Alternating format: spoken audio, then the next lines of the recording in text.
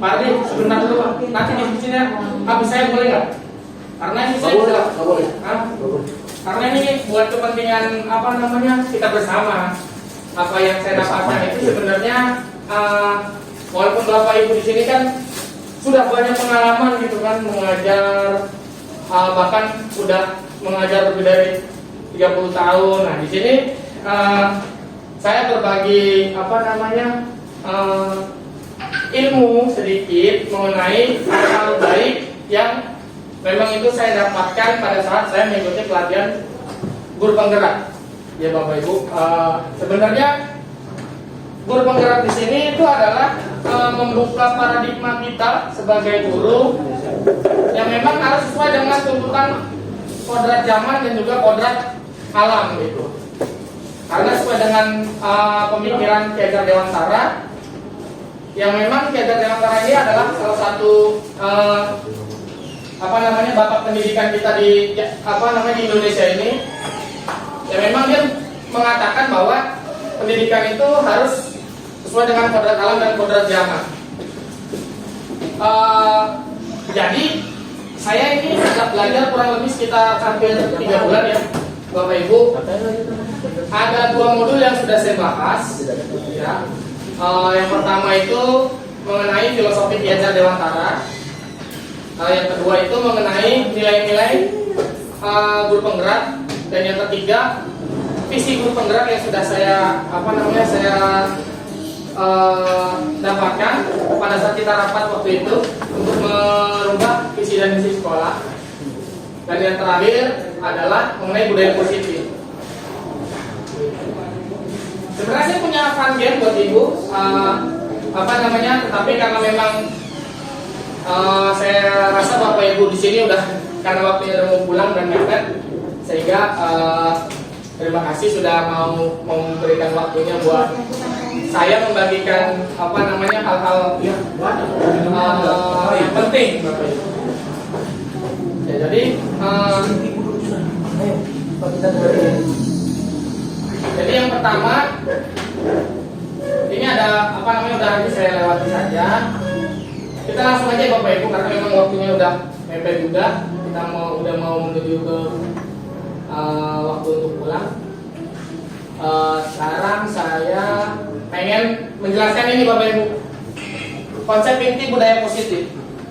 Jadi di sekolah itu ada yang namanya budaya positif, dan paradigma yang sekarang ini sedang berkembang itu adalah ada 8 hal ya yang sekiranya itu penting untuk Bapak Ibu ketahui secara umum gitu. Saya nggak mau secara khusus karena di sini kita sama-sama belajar. Saya sebagai guru, Bapak Ibu sebagai guru, sehingga kita nggak saling mengajari, tapi kita saling membuka wawasan kita. Begitu. Yang pertama itu adalah mengenai perubahan paradigma belajar. Yang dulu kan kita kan ketahui bahwa belajar itu ya konsepnya kita mendidik anak, tapi secara umum, gitu. Jadi tanpa perlakuan khusus dari masing-masing siswa yang satu dan siswa yang lain punya kebutuhan dasar yang berbeda, gitu. Terus mengenai disiplin positif ini berkaitan dengan nanti keyakinan kelas dan juga ada nilai-nilai kebajikan. Seperti halnya kalau nilai-nilai kebajikan itu muncul di visi sekolah ya Bapak Ibu. Ya, visi sekolah. Misalkan aja terwujudnya peserta didik yang apa, itu kita menerapkan dan menanamkan nilai-nilai kebajikan ini. Lalu ada yang namanya kebutuhan dasar manusia, di mana kebutuhan dasar manusia ini kan Bapak Ibu, setiap manusia punya kebutuhan yang berbeda-beda, gitu. Ya, nanti tinggal kita lihat macam-macamnya. Lalu motivasi perilaku manusia ini berkaitan dengan kedisiplinan anak. Terkadang anak mematuhi peraturan itu karena adanya motivasi ekstrinsik, misalkan supaya nggak ada hukuman atau supaya nggak supaya diberi penghargaan. Nah sebenarnya itu penerapan di sekolah itu tidak seperti itu. Nah, lalu ada posisi kontrol guru, di mana kita sebagai seorang guru terkadang melihat lagi kira-kira posisi kontrol kita di posisi yang mana. Lalu keyakinan kelas, dan yang terakhir adalah segitiga restitusi. Jadi budaya positif ini Bapak Ibu yang sekiranya itu bisa dimunculkan di sekolah kita. Seperti itu. Bentar boleh. Pak Alex, sorry ya Pak. Boleh, siap. Nah, ini yang berkaitan dengan pembelajaran paradigma baru Bapak Ibu. Bahwa ini harapannya, kalau yang sekarang kan kita kan kurikulum merdeka kan. Nah, jadi tuntutan kurikulum itu mengajarkan kita bahwa kita itu melakukan pembelajaran itu harus yang berdiferensiasi. Maksudnya apa ya, tadi kebutuhan anak masing-masing berbeda gitu. Nanti ini Bapak Ibu akan dapatkan seiring dan berjalannya waktu kita menerapkan kurikulum merdeka gitu. Kenapa? Anak itu masing-masing kebutuhannya, apa yang kita ajarkan, ada yang mereka mudeng, ada yang mereka nggak mudeng gitu. Ternyata kebutuhan mereka berbeda Bapak Ibu.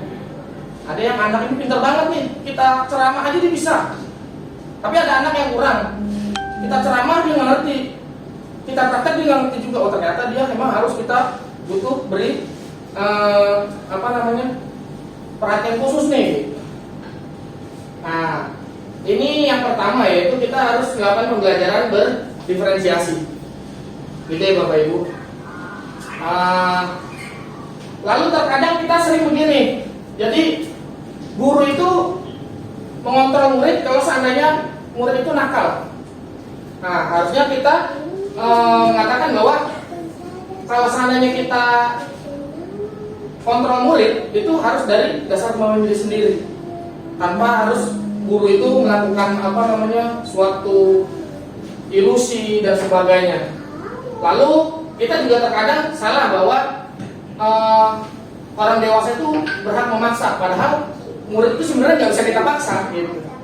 Kamu harus ini, sebenarnya nggak bisa, karena memang dia punya kebutuhan yang berbeda juga dari kita orang dewasa gitu. Lalu ilusi bahwa semua penguatan positif itu efektif dan bermanfaat. Nah, terkadang buat siswa sendiri apa yang kita beri penguatan itu bisa saja buat mereka itu ya hal yang biasa. Dan yang terakhir adalah kritik dan membuat rasa siswa bersalah itu bisa menguatkan karakter.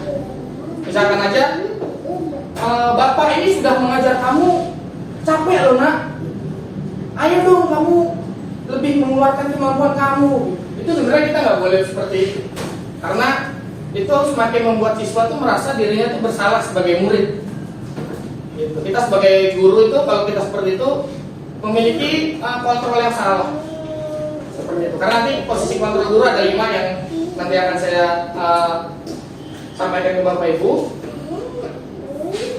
Lalu mengubah paradigma yang tadinya itu stimulusnya respon ke kontrol.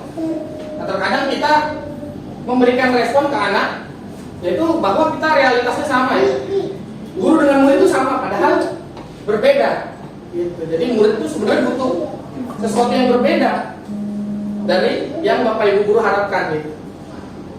Lalu semua orang melihat hal yang sama, padahal ya misalkan kita melihat bahwa anak tuh harus jadi dokter. Gitu. Belum tentu anak itu mau jadi dokter. Seperti itu. Lalu kita bisa mengubah orang agar berpandangan sama dengan kita, sebenarnya nggak bisa. Jadi orang itu sebenarnya memang punya pandangan yang sangat berbeda dengan kita. Lalu perilaku buruk kita lihat sebagai suatu kesalahan. Belum tentu ya kalau buat anak apa yang dilakukan itu menjadi sebuah proses pembelajaran tersendiri.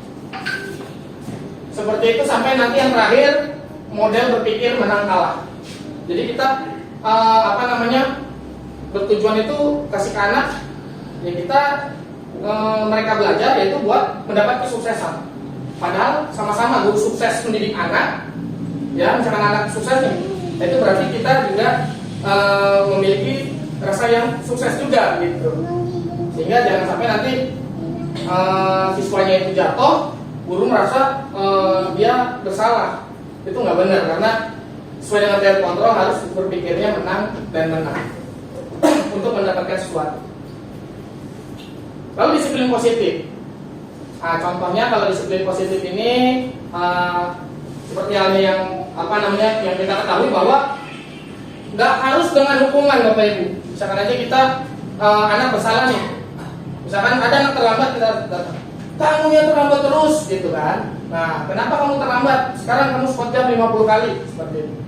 Nah, itu sebenarnya disiplinnya bukan disiplin positif lagi, karena sudah memaksa, gitu.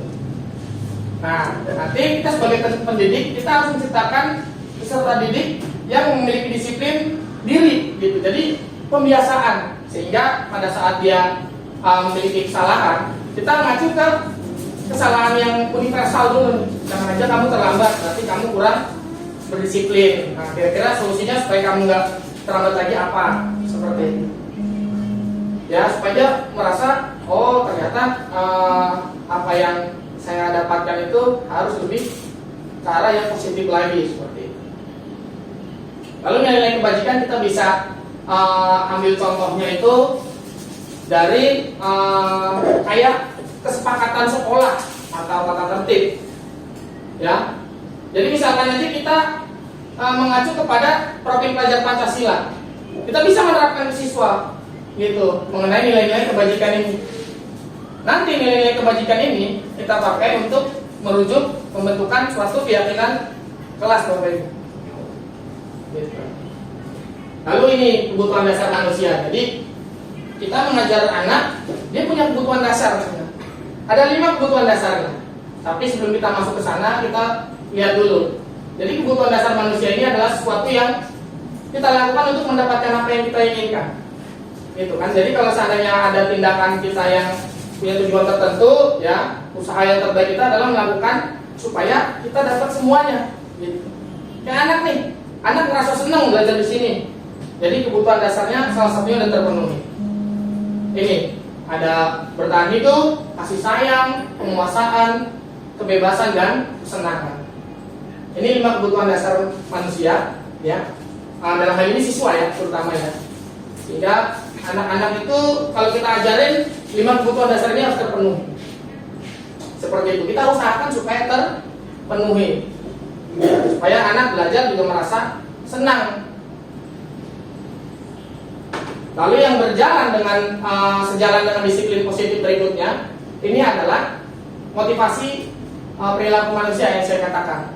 Jadi siswa itu berdisiplin karena adanya keinginan ekstrinsik atau motivasi ekstrinsik, supaya dia bisa menghindari hukuman atau mendapat penghargaan. Gitu. Sementara motivasi intrinsik itu yang harus kita ciptakan, Bapak Ibu. Di sini misalkan aja mereka bisa menjadi orang yang mereka inginkan, sehingga nilai-nilai yang mereka miliki, ya, itu mereka pikir sesuai dengan keinginannya dia. Begitu, sehingga motivasi intrinsik ini yang selalu kita dorong buat anak-anak. Jadi dia melakukan suatu kebaikan bukan karena adanya kelanjutan, paksaan, gitu, tapi karena memang niatnya sendiri. Nah ini Bapak Ibu. Jadi kita selama ini selalu menghukum anak kan, terlambat, ngepel, terus apa namanya, kamu nggak bikin tugas, bikin 40 kali gitu, seperti itu ya. Itu hukuman, ya. Jadi nggak ada rencana kalau dihukum kan Bapak Ibu anak itu. Jadi murid nggak tahu nih apa yang mau dilakukan gitu, dan sifatnya satu arah. Efeknya cuma ke muridnya aja. Gitu. Dan juga biasanya hukuman itu bikin capek ya Bapak Ibu ya. Yang tadinya anak tuh harusnya dapat kesenangan kan, ini malah tidak mendapat kesenangan belajar. Lalu ada konsekuensi. Jadi konsekuensi ini adalah efek kalau seandainya dia sudah melanggar peraturan. Misalkan aja dia nggak nyaman gitu. Terus sikap guru yang terkadang tuh selalu melihat. Jadi ada anak yang selalu jawab salah, itu terus yang dipanggil gitu.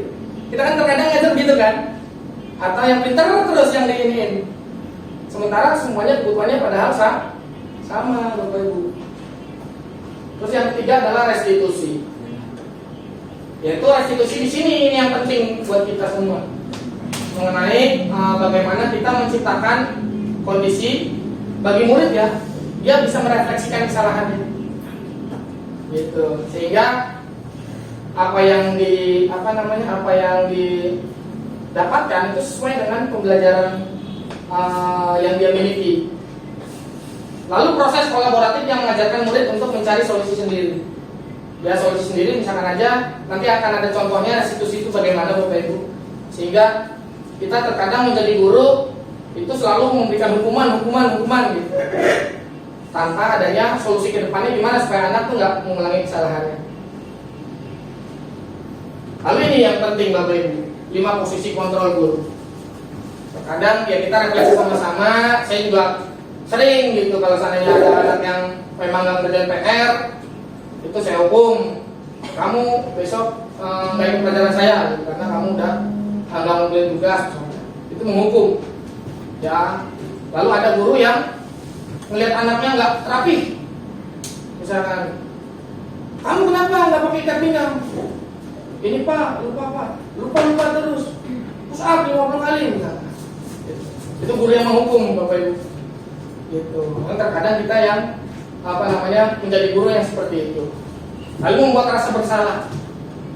Gimana sih nak, kan Bapak udah bilang jangan begini lagi. Nah itu nggak boleh ke anak-anak Bapak Ibu. Jadi ya memang kita harus jangan sampai membuat siswa itu kayak rendah diri. Ya, stop dulu. Nanti kita akan contohkan. Lalu ada yang kayak temen gitu. Tidak boleh juga itu. Kita sebenarnya nggak boleh Bapak Ibu. Kenapa? Karena status kita di sini beda Bapak Ibu. Siswa dengan guru. Jadi jangan sampai kita dengan murid itu kayak nggak punya wibawa. Itu bisa dikatakan kita kayak nggak punya wibawa. Sementara murid itu derajatnya jauh. Kita orang tua mereka di sini. Gitu. Jadi mau tidak mau kita harus bisa menjadi sebagai orang tuanya. Gitu. Contohnya misalkan, ayo anak-anak kerjakan ini, tugas ini karena gurunya lagi nggak masuk. Terus ada guru pengganti kan? Saya nggak mau ngerjain orang guru pengganti kok. Jadi dia memposisikan guru pengganti ini itu dia sama gitu posisinya kayak teman dekat gitu. Nah, sehingga hal seperti ini tuh yang tidak diperbolehkan Bapak Ibu. Lalu sebagai pemantau ini juga sudah cukup baik, tapi dia hanya melihat konsekuensinya aja. Misalkan aja ada murid yang terlambat, misalkan, kamu terlambat ya, kamu udah tahu peraturannya kan, tahu konsekuensinya kan kalau kamu terlambat.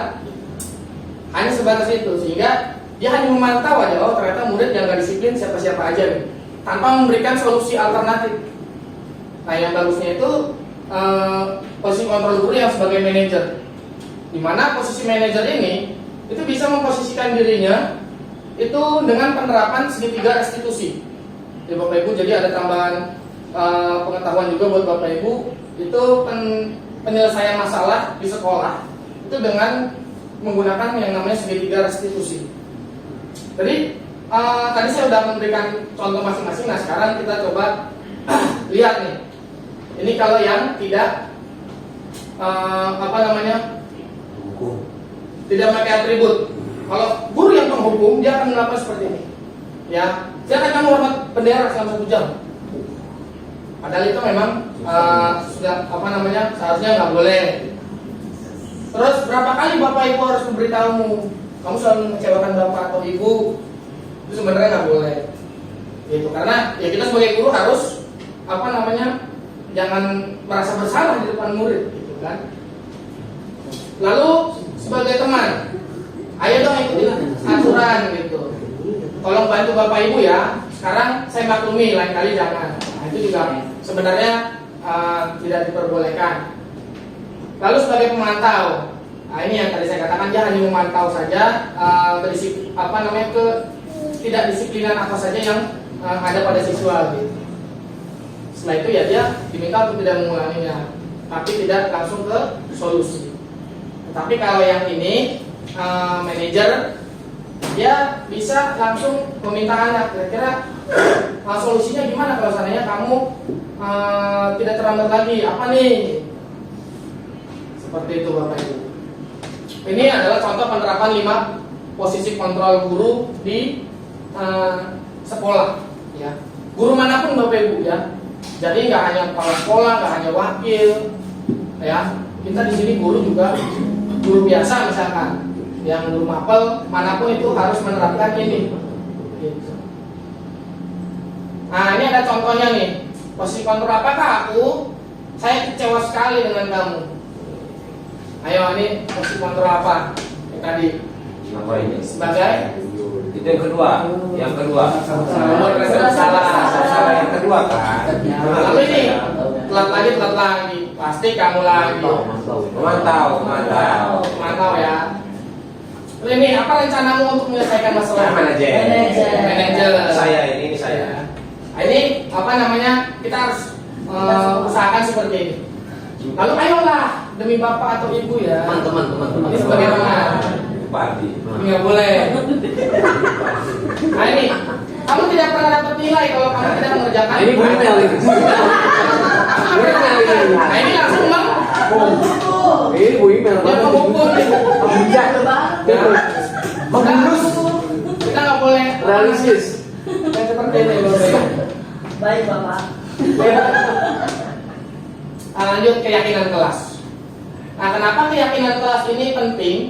Dan namanya itu kenapa keyakinan bukan peraturan kelas. Jadi ada nih bahasanya kalau keyakinan itu kan lebih dalam. Tetapi di sini alasannya lebih dari itu. Yang pertama itu bersifat abstrak, ya. Lalu pernyataannya biasanya universal. Nanti kita lihat langsung contohnya ya. Lalu dibuat dalam pernyataan atau kalimat positif. Kalau peraturan kan biasanya kan dilarang membawa gitu kan. Nah, itu bikin siswa takut ya. Nah, sementara kalau keyakinan harus membuat siswa tuh ngerasa seneng gitu. Boleh Bacanya membawa, enak. gitu. Membawa senjata Boleh tajam. membawa senjata tajam. Hah? Yang penting pakainya hati-hati. Contohnya gitu. Nah, itu nanti apa kata-katanya? Gitu. Mari kita lihat cek. Nah, ini sedikit saja agar mudah diingat. Penting kumpul. Jadi jangan lama-lama, jangan panjang-panjang. Ya, langsung contoh paling. Nah, ini mudah diterapkan dan semua warga kelas dilibatkan. Gitu. Jadi kalau peraturan itu kan lebih dari sekolah. Siswa mau nggak mau harus mematuhi. Gitu. Nah, kalau keyakinan kelas kita melemparkan ke murid, ya sebagai guru. Nah, nanti guru yang mengeneral, gitu. Tetapi dengan kesepakatan siswa di kelas. Kira-kira kalau memang siswa itu satu persatu sudah memberikan apa namanya gambaran apa saja yang boleh dilakukan. Kamu pengen kelas kita tuh seperti apa sih? Misalkan menyenangkan, tulis, terus izin keluar apa namanya diperbolehkan misalnya. Terus apalagi masing-masing itu satu-satu, tapi nanti kita generalisir. Seperti ini pembentukan keyakinan kelas Bapak Ibu. Misalkan contohnya nih di kelas pertama, gitu kan. Jadi setiap anggota perlu belajar. Jadi kalau misalnya ada yang tidak belajar, itu berarti dia sudah melanggar keyakinan kelas. Nah, nanti yang mengingatkan adalah guru kelas atau wali kelasnya, seperti itu. Dan masing-masing kelas unik, ya. Tergantung kondisi kelasnya juga masing-masing, seperti itu. Lalu langkah-langkah pembentukan keyakinan kelas Bapak Ibu. Ini saya sudah punya contohnya di YouTube, ya, sehingga bisa kita langsung coba tonton ya Bapak Ibu. Baik.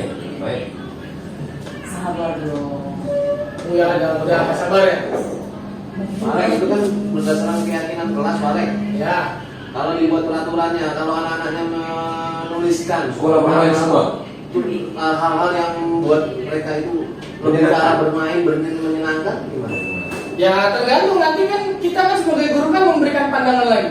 Jadi setelah pembentukan keyakinan kelas itu nanti ada yang Refleksi. namanya itu pembentukan kalimatnya itu bukan lagi peraturan tapi kalimat yang lebih positif. Iya, kalau mereka menuliskan itu, Tulis lagi biar kita tuh. Nah, Tulis lagi. Tulis yang sama juga. solusinya apakah guru yang menetapkan, oh ini nggak boleh balik lagi berarti kalau Ya, gitu. bukan, maksudnya ya pasti kan ada murid yang memang apa namanya ya dia paham kalau situasinya kelas itu ya kayak gimana ya. Karena realitanya Murid kan itu salah satu yang begitu, sementara yang lainnya maunya bermain. Ya kan kesepakatan kelas berarti kan harus mesti disepakati bersama. Nah iya maksudnya Pak Mario yang begitu Cuma satu. cuma satu, yang lainnya maunya bermain semua. Menurut Bapak Ibu gimana? Ayo. Bagaimana? Kembali ke Bapak Ibu guru salah. Harus karena murid. Tunggu dulu nih kita lihat contohnya dulu ya. Ya. Contohnya dulu biar cepat di Bapak Ibu ya. Dia susun nanti dulu. Ya. Dia punya Halo, Bapak Ibu calon guru penggerak. Video ini akan menampilkan 6 panduan yang dapat diterapkan dalam menyusun kesepakatan kelas. Mari kita simak bersama. Izinkan murid untuk menyampaikan masalah yang dihadapi saat ia beras dan harapan kelas yang membuatnya nyaman. Hal ini bisa dilakukan secara individu, berkelompok, atau dari survei kelas. Apa kelas impianmu? Ceritakan kelas impianmu. Bagaimana kondisi kelas, teman-temanmu, dan guru impianmu? Bertanyalah harapan tentang kelas. Apa yang murid harapkan tentang kondisi kelas, tentang gurunya, dan teman-teman di kelas. Kemudian tulis hasil diskusi tersebut di papan atau dalam poster. Hal ini memberi kesempatan murid dilibatkan dalam mengatur kelas. Cara ini menjadi lebih efektif dibandingkan hanya memberitahukan hal apa saja yang dilarang dilakukan. Menurut kalian, apa yang harus kita semua lakukan untuk mencapai kelas impian kita? Lakukan diskusi untuk mendapatkan umpan balik dari murid. Perjelas tentang kesepakatan kelas. Penting jika kesepakatan kelas berisi aturan yang murid percaya dan bisa dilakukan, baik sebagai individu maupun dalam kelompok. Nah ini Bapak Ibu, ya ini yang nantinya sebagai contoh hal apa saja yang murid inginkan misalkan. Jadi teman-teman yang saling membantu, lalu guru akrab atau gurunya sering terus gitu kan. Jadi kita sebagai guru jangan sampai kita pasang muka bete gitu kan. Kayak kita lagi punya masalah atau apa, itu nggak boleh. Terus kelas yang pembelajarannya sudah menyenangkan, dia pengen kelasnya itu seru gitu. Pastikan bahwa semua daftar memang diperlukan dalam proses belajar mengajar. Jika ada yang terlewati, pandu murid untuk menambahkan tujuan lain yang merupakan atau menghapus tujuan yang tidak utama. Buatlah poster atau tabel yang menampilkan kesepakatan kelas yang disetujui di akhir. Kesepakatan kelas dibuat dapat berupa panduan tingkah laku berupa kata yang positif. Misalnya, jangan berlari berubah menjadi berjalan dengan hati-hati. Ini yang penting Bapak Ibu. Jadi dia kalimatnya kalau keyakinan kelas atau kesepakatan kelas itu dia contohnya itu kayak nggak boleh berlari-lari di kelas, kita ganti dengan berjalan dengan hati-hati. Hindari kata jangan dan dilarang. Boleh. Pada poin pertama, murid sepakat saling mendengarkan antara guru dan murid. Guru bisa menuliskan berupa gambaran tingkah laku yang diharapkan dari kesepakatan. Misalnya, kami guru dan murid yang saling menyayangi. Buatlah penekanan pada sifat positif dalam kesepakatan kelas tersebut, yaitu saling menyayangi. Pada poin kedua, murid sepakat. Murid aktif dan semangat saat belajar. Guru bisa menuliskan berupa gambaran tingkah laku yang diharapkan dari kesepakatan. Misalnya, kami murid yang semangat belajar. Buatlah penekanan pada sifat positif dalam kesepakatan kelas tersebut, yaitu semangat. Pada poin ketiga, murid sepakat saling membantu jika ada yang mengalami kesulitan. Guru bisa menuliskan berupa gambaran tingkah laku yang diharapkan dari kesepakatan. Misalnya, kami murid yang peduli dengan teman-teman. Buatlah penekanan pada sifat positif dalam kesepakatan kelas tersebut, yaitu peduli. Pastikan jumlah poin kesepakatan kelas tidak terlalu banyak, sehingga mudah dipahami dan dilakukan murid. Untuk menciptakan rasa memiliki, beri waktu bagi semua murid untuk menandatangani atau memberi nama ataupun tanda pada poster kontrak kesepakatan. Guru juga perlu memberikan tanda tangan. Letakkan poster kontrak kesepakatan di bagian kelas yang terlihat oleh semua murid dan guru. Perhatikan untuk perkembangan murid. Untuk murid PAUD, bisa memberikan cap tangan untuk tanda menyepakati kesepakatan kelas. Lakukan refleksi secara rutin terkait kontrak kesepakatan kelas yang sudah disusun. Tanyakan siswa terkait perkembangan penerapan aturan dan tentukan apakah ada hal yang perlu diubah atau diperbaiki. Apakah kesepakatan kelas ini sudah bisa dilakukan? Sudah Bu, tapi kadang masih ada yang suka ngobrol. Ayo kita diskusikan lagi mengapa hal ini perlu dilakukan. Baik Bu. Lakukan proses ini terutama saat pertama, awal tahun ajaran baru. Kedua, saat ada murid yang melakukan hal yang tidak sesuai kesepakatan. Ketiga, sebelum menjalankan aktivitas baru. Keempat, ketika awal masuk sekolah setelah libur panjang. Proses ini tidak akan pernah berhenti dan akan selalu dikembangkan. Seperti proses belajar yang terus berlangsung selama kita hidup. Semangat mencoba! Dari begitu ya Bapak Ibu mengenai kesepakatan kelas. Lalu kita lanjut ke segitiga restitusi. Jadi segitiga restitusi ini sebenarnya suatu penerapan yang Bapak Ibu dialog sebenarnya antara guru dan murid atau orang tua dengan murid gitu atau orang tua dengan guru gitu kan untuk menghasilkan murid yang mandiri dan bertanggung jawab. Gitu. Nah, langkah-langkahnya itu ada 3 Bapak Ibu. Yang pertama itu adalah menstabilkan identitas. Lalu validasi tindakan yang salah. Jadi kita dengan contoh nanti ya, biar lebih gampang ya. Lalu yang terakhir adalah menanyakan keyakinan kelas. Jadi kita tanya lagi, kamu udah yakin belum dengan keyakinan kelas kita? Kenapa kamu langgar? Nah, yang pertama menstabilkan identitas itu membuat prinsip kesalahan itu adalah proses pembelajaran. Jadi bisa aja kita mengatakan misalkan aja dia salah pakai sepatu misalkan, kita tegur. Berbuat salah itu wajar nak, gitu kan. Nah, itu kita menstabilkan identitasnya dia. Atau tidak ada manusia yang sempurna. Saya kalau di posisi kamu, pasti saya juga bisa marah, misalkan. Ya, lalu kamu berhak merasa begitu karena memang menurut kamu itu barang yang saya sayangi itu dirusak misalnya. Ya, kamu berhak merasa begitu. Nah, tapi kita tetap sambil menstabilkan identitasnya dia. Lalu yang berikutnya adalah memvalidasi tindakan yang salah. Ya, dimana prinsipnya itu berperilaku kita berupaya untuk memenuhi suatu kebutuhannya dia. Misalkan kamu pasti punya alasan ya kenapa melakukan hal itu.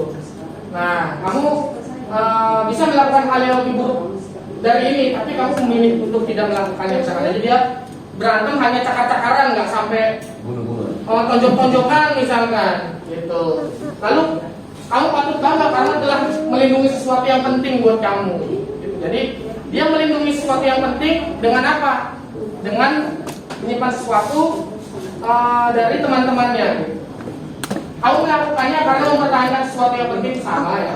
Jadi dia tetap kita menyalahkan dia tapi dengan kita dengan tindakan dia yang salah tapi kita tetap memenuhi kebutuhannya dia. Kamu sebenarnya salah. Tapi kalau saya posisi kamu juga saya pasti seperti itu. Lalu menanyakan keyakinan. Jadi berdasarkan dari kontrol kita bahwa pada dasarnya kita termotivasi secara intrinsik, gitu. Apa keyakinan kelas kita sih? Sehingga nanti kita tanyakan lagi ke mereka. Nilai-nilai apa yang telah kita sepakati sama-sama di awal tahun? Bahwa nggak boleh berantem misalkan, tapi dia melanggar. Terus seperti apa sih gambaran sebuah kelas yang ideal menurut kamu sehingga kamu melanggar? Lalu kamu ingin menjadi orang yang seperti apa? Nah, ini contoh penerapan segitiga restitusi. Ini yang saya buat sendiri ya Bapak Ibu. Tadi saya sudah memberikan membuat contoh penerapan segitiga restitusi ini di kelas 12. Nanti contohnya saya akan coba percepat. Beli kebutuhan harian di Shopee, diskon hingga 50% dan gratis ongkir. Dapatkan berbagai produk makanan dan minuman pilihan yang pasti hemat dan gak pakai repot. Beli kebutuhan.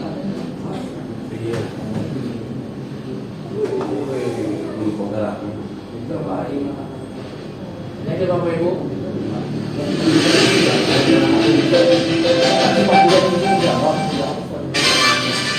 Sehingga anak-anak dengan menggunakan segitiga restitusi. Sehingga ia marah dan tidak bisa mengontrol emosi. Berikut adalah anak-anak dengan menggunakan segitiga restitusi.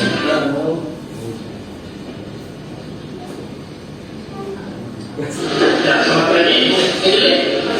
Ya, kemarin Bapak lihat kamu marah-marah. Apa namanya, apa dari kelas kamu marah-marah. Oke, benar. Kenapa kamu bisa kesel?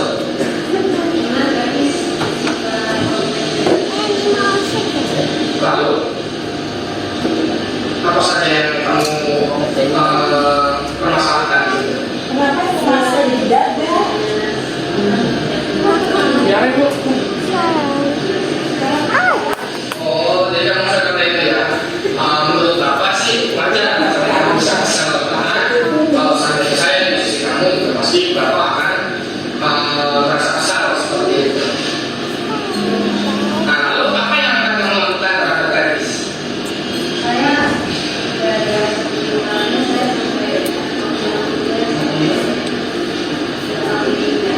Oh gitu. Pasti yang berbuat itu ada alasannya. Kira-kira kalau seandainya kamu marah sih wajar menurut saya, karena memang kamu tidak adalah tidak kamu dikontrol oleh Travis. Ya, Bapak sangat menghargai apa yang kamu lakukan, tetapi untungnya kamu tidak melakukan hal yang lebih buruk lagi. Nah, sekarang coba kamu pikirkan tindakan kamu yang tadinya marah itu sampai menggunakan meja, apakah itu sesuai dengan kelas kita? Menurut kamu kegiatan kelas apa yang telah kamu lakukan di sini? Ya, betul. Ya, menurutmu saya mempertanyakan teman itu penting kan? Baik, menurut kamu itu penting, kegiatan apa yang harusnya itu kamu lakukan saat kamu lagi marah.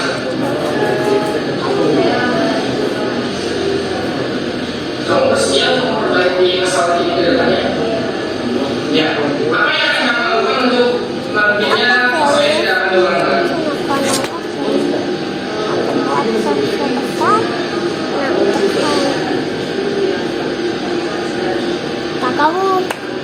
Oke, baik. Terima kasih apa yang nanti akan kamu lakukan untuk ke depannya. Sekarang silakan kembali ke kelas. Terima kasih. Oke.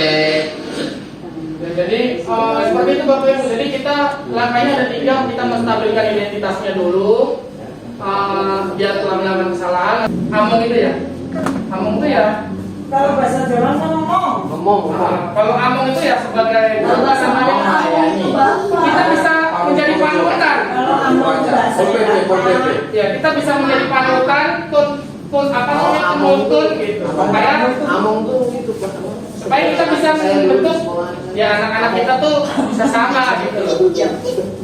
Jadi ya Bapak Ibu, apa namanya, mungkin penerapan disiplin positif dan juga budaya positif ya, lebih tepatnya budaya positif, karena disiplin positif itu mudah-mudahan menjadi budaya positif yang ada di sekolah. Nah, sehingga harapannya semoga dengan apa yang saya sampaikan memberikan Bapak Ibu gambaran tambahan ilmu. Bukan saya di sini mengajari, tapi memberikan apa yang namanya, apa yang saya pelajari di guru penggerak adalah ya memang seperti ini. Bagaimana layaknya orang guru itu ya memperhatikan hal-hal yang seperti ini Bapak Ibu. Yang pertama, kita ingat lagi, terkadang kalau kita tuh filosofi Ki Hajar Dewantara tuh udah lupa. Apa? Padahal filosofi Ki Hajar Dewantara itu memang harus kita apa namanya? Selamat siang Bapak Ibu semuanya. Terima kasih karena sudah diberi kesempatan untuk memberikan sedikit masukan buat Pak Alex. Kebetulan saya adalah Kepala Sekolah SMA Diakonia. Saya adalah Kepala Sekolah Pak Alex yang diutus ya, atau diutus sebagai guru penggerak angkatan ke-8. Sekolah mendukung pakai banget atas ikut keikutsertaan Pak Alex sebagai guru pendukung, guru penggerak. Sekolah kita mendukung sangat banget. Kemarin kebetulan hari Rabu tanggal 26 Juli Pak Alex sudah sharing tentang praktek budaya positif yang bisa diterapkan di sekolah kita, karena setelah diikutin oleh kita hampir 25 guru, itu ternyata benar-benar bagus yang disampaikan oleh Pak Alex. Apalagi dengan kita berpegang pada semboyannya Bapak Ki Hajar Dewantoro, dan dia adalah salah satu pakar pendidikan yang akan kita teruskan, tapi disesuaikan dengan zaman dan teknologi sekarang. Nah, yang Pak Alex sharing adalah keyakinan kelas, disampaikan dengan bagus, dengan contoh-contohnya, kontrol guru sendiri juga dengan contoh-contohnya seperti ini, seperti itu, dan segitiga restitusi. Kita benar-benar senang bisa dapat sharing, dan terutama saya sebagai kepala sekolah punya harapan banyak bahwa itu akan sangat-sangat membantu dalam perkembangan pendidikan di SMA Diakonia, apalagi di era globalisasi yang memang sangat membutuhkan pendampingan siswa, di mana siswa lebih merasa merdeka belajar. Terima kasih. Selamat siang. Selamat siang, Bapak Ibu. Di sini saya sebagai rekan sejawat dari Pak Alex ingin membagikan atau men-sharingkan pengalaman yang saya dapat berdasarkan sharing yang diberikan oleh Pak Alex tentang praktik budaya positif. Nah, dengan ilmu yang dibagikan oleh Pak Alex kepada kami secara khusus bagi saya, ini sangat membantu saya untuk menambah pengetahuan dalam praktik budaya positif. Dan juga hal itu mungkin sudah saya dapat, tetapi dengan adanya kegiatan yang diberikan oleh Pak Alex itu menyegarkan kembali saya secara pribadi sebagai seorang pendidik, agar saya bisa melakukan praktik budaya positif itu dalam kehidupan saya sehari-hari sebagai seorang pendidik. Nah, di sini saya mengucapkan terima kasih kepada Pak Alex. Saya sudah membagikan ilmunya kepada saya dan kepada kami semua. Semoga apa yang telah diberikan Bapak kepada kami, kepada saya, bisa saya lakukan dalam perjalanan hidup saya sebagai seorang pendidik. Terima kasih Pak, selamat siang.